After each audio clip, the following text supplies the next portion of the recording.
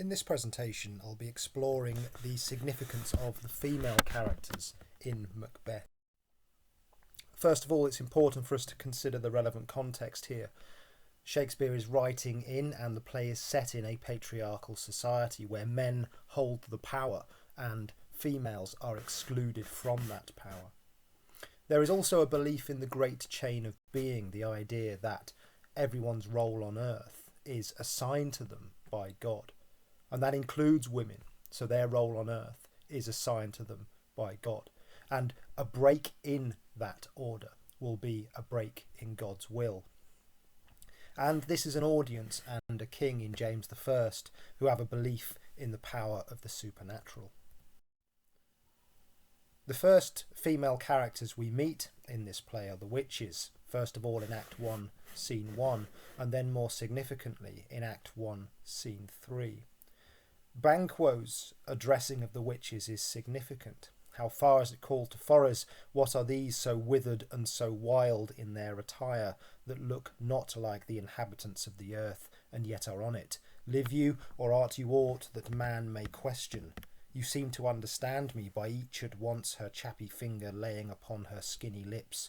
You should be women, and yet your beards forbid me to interpret that you are so. Significantly, Banquo sees the witches as androgynous in some way. They are neither male nor female. They look like they should be women, but they can't be, according to Banquo. And this is a common theme throughout the play, because the witches are powerful, and wherever women appear to be powerful in this way, their gender is removed from them to a certain extent. It is also in this scene where we see women dominating men to a certain extent for the first time in the play.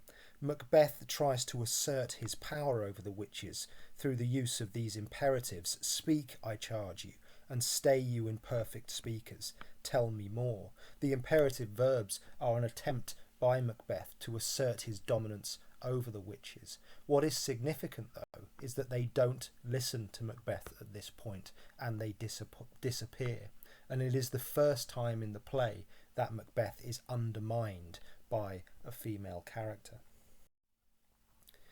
The most significant female character in the play we meet in Act 1, Scene 5. That's, of course, Lady Macbeth. She comes onto the stage reading a letter from her husband, where he informs her about the witches' prophecies. And so in some way, Macbeth legitimizes the way that Lady Macbeth behaves. Through the letter, he is asking for her help. He is giving her permission to help him, and she very much takes that forward. And in her first soliloquy, Glamis thou art and Cawdor too, and shalt be what thou art promised, yet I do fear thy nature, it is too full of the milk of human kindness to catch the nearest way. She recognises that Macbeth has ambition, but not the illness, the evil, if you like, that will make that ambition turn into a kingship and kingly qualities. So it is up to Lady Macbeth, and she recognises that she must be the strong one here. Now this is a subversion, a reversal of our expectations of gender stereotypes. Macbeth should be the dominant partner, but immediately we see Lady Macbeth as the strongest member of this marriage. And she recognises that she's going to have to take control here. That I may pour my spirits in thine ear, and chastise with the valour of my tongue all that impedes thee from the golden round. If you look at the use of imperatives here, pour, chastise, she talks about her own valour, a stereotypically masculine trait. So she is taking on these aspects of masculinity right from the off. Significantly, she sees that she's got fate on her side, which fate and metaphysical aid doth seem to have thee crowned withal. She has taken Macbeth's letter as a sign that fate is on their side, and therefore that justifies what she's about to do. The second soliloquy of Lady Macbeth's in Act 1, Scene 5 is perhaps even more important. The raven himself is hoarse that croaks the fatal entrance of Duncan under my battlements. Come, you spirits that tend on mortal thoughts, unsex me here and fill me from the crown to the toe, top full of direst cruelty. Make thick my blood, stop up the access and passage to remorse, that no compunctious visitings of nature shake my fell purpose, nor keep peace between the effect and it. Come to my woman's breasts and take my milk for gall, you murdering ministers, wherever in your sightless substances you wait on nature's mischief. Throughout this soliloquy, Lady Macbeth is in lots of ways looking to rid herself of the femininity that she sees as restricting her. First of all, she talks about their house, their home, as my battlements. Not only is she taking ownership of the home, as you would expect a woman to do, but she is reversing our perception of that home by using the word battlements, a word in the semantic field of warfare. She takes her role as a woman and turns it into something inherently masculine. And then she goes further. She asks to be stripped of all the restrictions of her womanhood. She calls on the spirits to unsex her, to not turn her into a man, but turn her, like the witches, into something androgynous, to remove the restrictions of femininity that are preventing her from having the power that she desires, both for herself and her husband. Significantly, she asks them to make thick her blood. And here she is asking to stop the menstrual cycle, one of the typicalities of femininity, one of the unavoidable typicalities of femininity. So she asks to remove that in order to become androgynous. Likewise, when she asks for them to come to her woman's breasts and take her milk for gall, she wants that symbol of femininity, the milk, the giving of life, to be removed and to be replaced by gall, this bitter substance. So throughout this soliloquy, she is removing her femininity and more aligning herself with the witches. At the end, she asks for come thick night, and pall thee in the dunnest smoke of hell, that my keen knife see not the wound it makes, nor heaven peep through the blanket of the dark, to cry hold, hold. At the end here, she recognises that what she is doing is breaking the great chain of being. She is stepping out of the role assigned to her by God, and therefore going against God's will. And for that reason, she asks for the dark to blanket heaven, to remove the judgment of God, so that she feels no judgment and feels no remorse. Then Macbeth comes into the scene, and this is where Lady Macbeth's plan begins to start. She says to him, "Your face, my Thane, is as a book where men may read strange matters." Lady Macbeth is the only character in the play who really knows her husband. Everyone else sees him as this great warrior, and they underestimate him. But she recognises not only his strengths, but his weaknesses too. She knows that people will be able to see through him eventually. And so because of that, she tells him to look like the innocent flower, but be the serpent under it. She wants Macbeth to put up this facade of innocence in order to commit the evil acts. The serpent here is, of course, a reference to the snake in the Garden of Eden, the symbol of evil in our world. And she then instructs him at the end, "You shall put this night's great business into my dispatch." She is very much taking control here. And what she does to take control of Macbeth, to manipulate him into doing, or if it's not manipulation, then it's certainly persuasion, to persuade him to do what he must. She emasculates him. She takes away his masculinity and his strength. "What beast was it that made you break this enterprise to me? When you durst do it, then you were a man. And to be more than what you were, you would be so much more the man." Again, Lady Macbeth is somebody who knows this world. She recognises that to be strong, to be dominant as a man is absolutely essential in this patriarchal society, and so she plays on that idea. And once again, at the end of this speech to Macbeth, she reveals the depths to which she is willing to sink in order for them to get what has been predicted for them. I have given suck and know how tender it is to love the babe that milks me. I would, while it was smiling in my face, have plucked my nipple from his boneless gums and dashed the brains out. She lets us know here that she has had a child and lost a child, and she reveals to Macbeth that in order to get what they want, she would have killed this child in an act of extreme violence. On the one hand, this certainly paints Lady Macbeth as an entirely malevolent creature. She is utterly evil, it seems.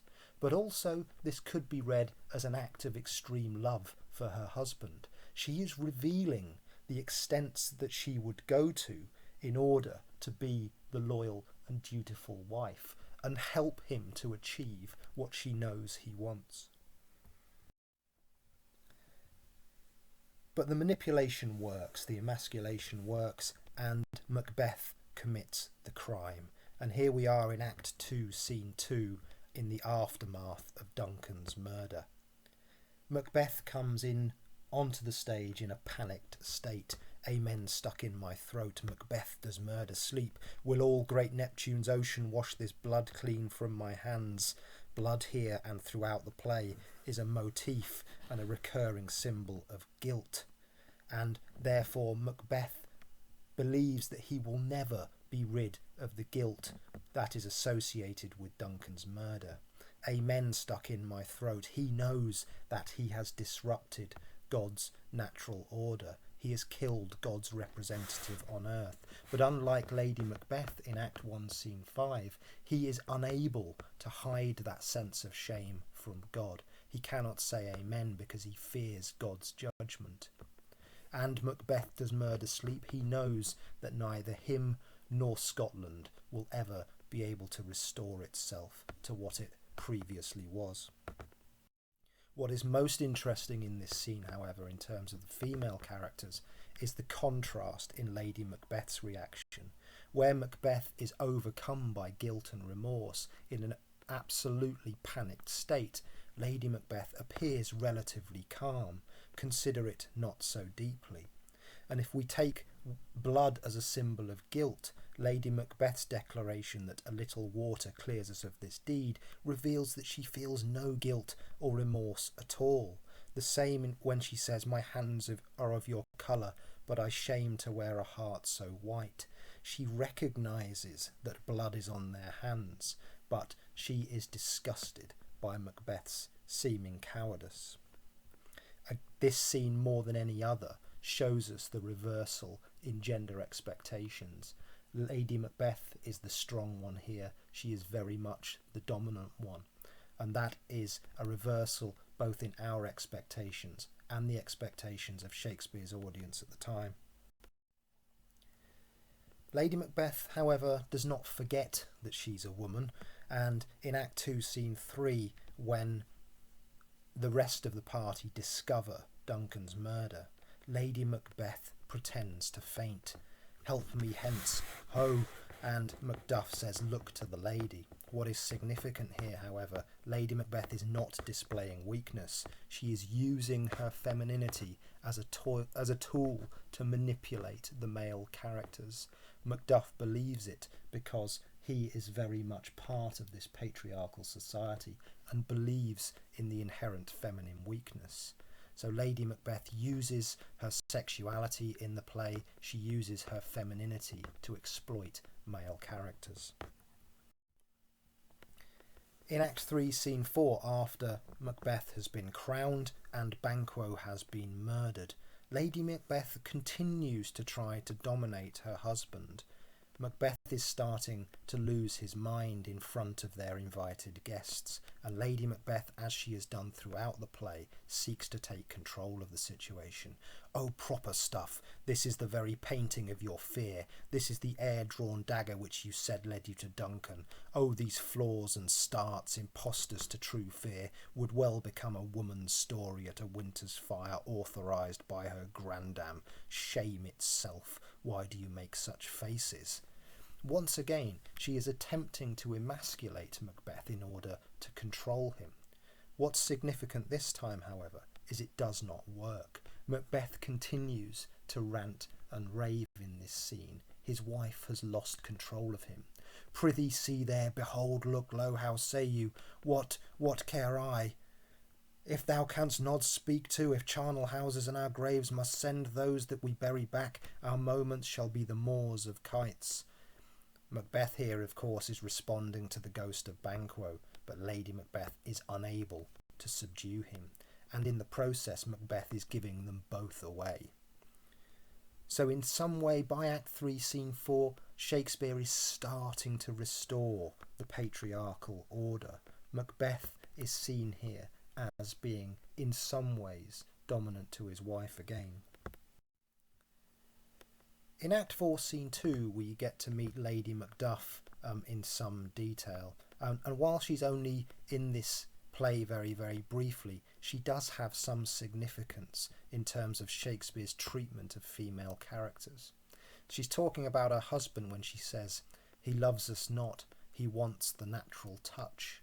What she reveals here is that whilst Macduff is a warrior and a strong, loyal character, he lacks the compassion for his family. So in some ways she too is emasculating Macduff in the same way that Lady Macbeth does to her husband. She reveals that Macduff is only partly a man. He has rejected the duty to his family, to his wife, and to his children. And she recognises herself through the interesting metaphor of the poor wren. The most diminutive of birds will fight her young ones in the nest against the owl. Lady Macduff entirely recognises her role as the female, as the mother, but it takes on a strength, a brutality, and a determination that her husband seemingly lacks. She says all is the fear and nothing is the love. Macduff only recognises the physicality of his role. He doesn't recognise the love that is required for his family to be a proper man. Macduff's son asks, "My father is not dead for all you're saying." Lady Macduff says, "Yes, he is dead. How wilt thou do for a father?" Well, of course, Macduff is not literally dead at this point, but in lots of ways he's dead as a father because he's neglected his role. And the son asks, "Nay, how will you do for a husband?" And Lady Macduff's response is interesting. "Why, I can buy me 20 at any market." What she is saying there, of course, is that all men are the same. So like with Lady Macbeth, Shakespeare uses Lady Macduff both to belittle men and to expose masculine weakness.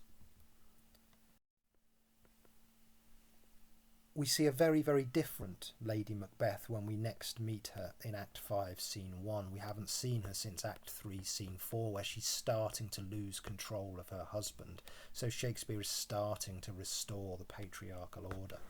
And she is a very, very different character. She comes onto the stage sleepwalking and holding a light next to her. "Out, damned spot, out, I say." Here she is scrubbing her hands. She is seeing spots of blood on her hands.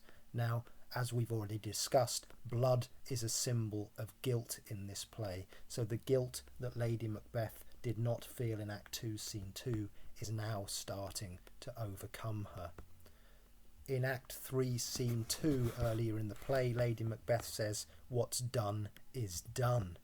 That has been completely transformed here into what's done cannot be undone. She recognises that the guilt will always be with them, just as Macbeth recognised in Act 2, Scene 2.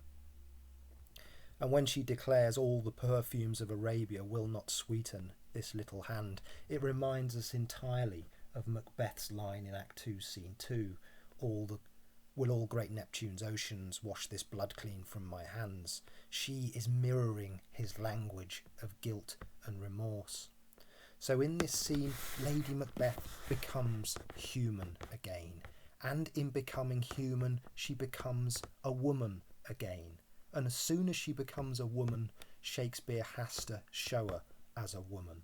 And she therefore is hysterical in some way. She is remorseful in some way. She displays weakness.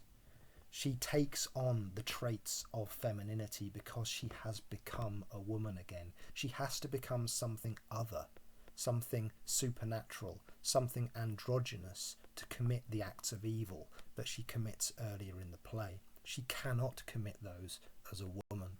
And it's only as she is restored to a woman here that she starts to break down.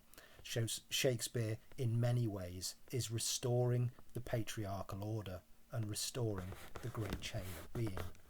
Lady Macbeth is without question a subversive character in this play. She challenges all notions of femininity, but Shakespeare knows that he is writing for an audience that is not quite ready for that level of subversion.